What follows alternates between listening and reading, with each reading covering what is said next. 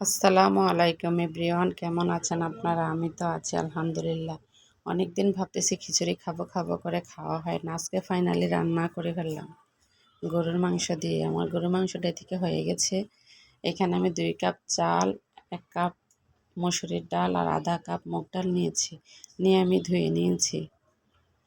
এখন আমি এগুলাকে মাংসের মধ্যে দিয়ে দিব।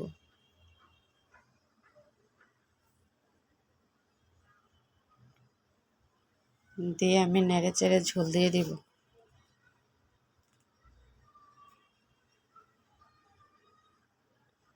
তো আমি এখন নেড়ে চেড়ে পরিমাণ মতো ঝোল দিয়ে দিব।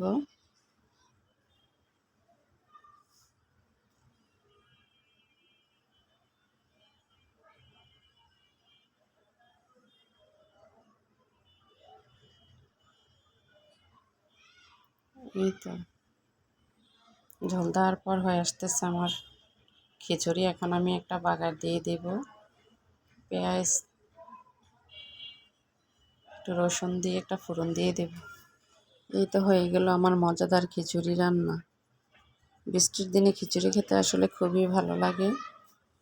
সাথে বটবোনাও ছিল। তো ভালো থাকবেন সবাই। আসসালামু আলাইকুম। আমি এবং আমার পরিবারের জন্য সবাই দোয়া করবেন। আমিও আপনাদের জন্য দোয়া করি। সবাই ভালো থাকেন, সুস্থ থাকেন, নিরাপদে থাকেন। আসসালামু আলাইকুম।